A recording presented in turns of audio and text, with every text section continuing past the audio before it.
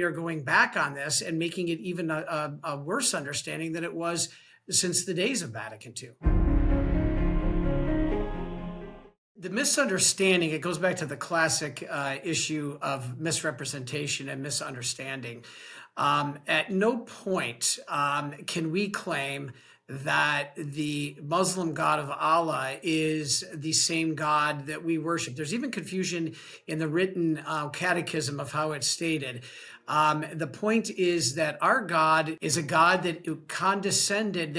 Put it this way, the God of Islam, Allah, would never condescend to become one of us, would never become one of us.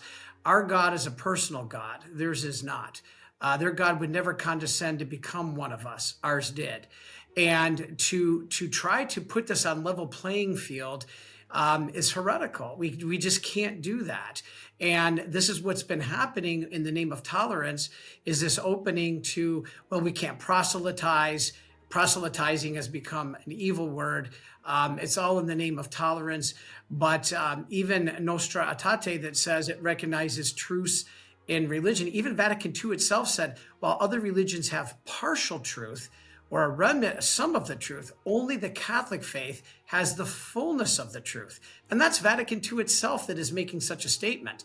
So I'm not sure why now that we are going back on this and making it even a worse understanding than it was since the days of Vatican II. One of the things that is happening alongside of that is we're even taking a shifted view of reality in order to, I guess, be all friendly with other religions, and particularly with Islam.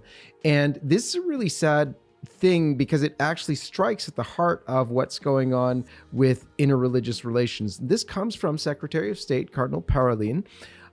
He downplayed Islamic violence. And of course, we know it's about Nigeria, where there's a very severe persecution against Catholics and Christians there.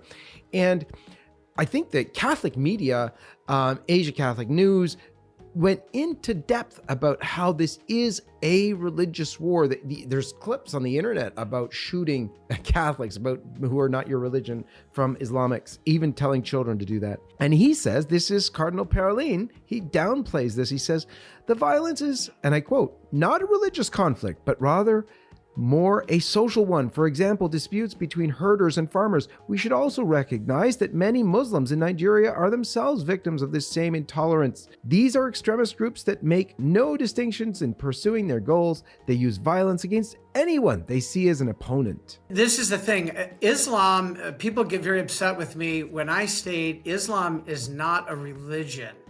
It is a political ideology. It is spread by the sword. It is not spread through the way Christianity has spread.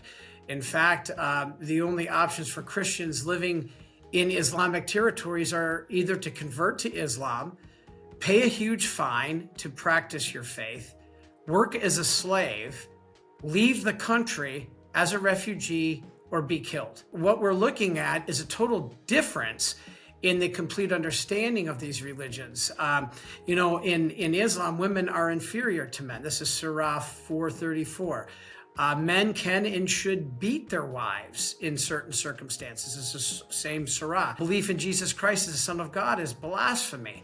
God wills, moral as well as physical evil. What kind of God does that? God permits it, but he doesn't will it in his ordained will. In his permissive will, he allows it. And then it says God does not love unbelievers in Surah 332. So we have to realize that the difference between Islam and Christianity is severe, and Christians were persecuted because of it. If we didn't have Lepanto and the Battle of Vienna, we wouldn't even be here today. It took the spread of finally defending of our faith to be able to maintain the existence of Christianity. Muhammad and his successors were at war with this from the beginning, and they made you convert through the sword, not love. And that's why Islamic reformers end up forming terrorist organizations. It's going back to the Muhammad view. People say, well, there are peaceful Muslims only if you're not following the Quran. And so this is something people don't really truly understand. this is the other thing. It's the same with Hinduism in India. There's tons of Catholic persecution there, Christian persecution there. And yet this is going on where there is praying together. Just last week, there was a Vatican notice celebrating one of the Hindu celebrations. And in it, they said that this is the Vatican's words, not the Hindu words, but that they worship God. And I really wondered, what God? In India, the Hindu nationalist government has severely curtailed the rights of any other faith. Nobody's experiencing persecution like the Christians. In fact, over 360 million Christians are suffering around the world. This comes from Vatican News. This is not just some opinion. That Open Doors, they released their annual World Watch list, I think it was like a year or so ago, that 1 out of every 7 Christians in the world is suffering high levels of persecution for their faith. We don't hear this about other religions, or the fact is, doesn't exist with other religions, and we don't hear about it enough with Christians. And just what was it? A couple of years ago was the worst year, in record. And the 20th century is the worst record for persecution. Places like North Korea, no freedom of worship. Owning a Bible is severely punished. North Korea has now replaced Afghanistan as the most dangerous place. And so you got a lot of places: Somalia, Yemen, Eritrea, you got Libya, Nigeria, Pakistan, Iran. These places, you're killed if you're Christian.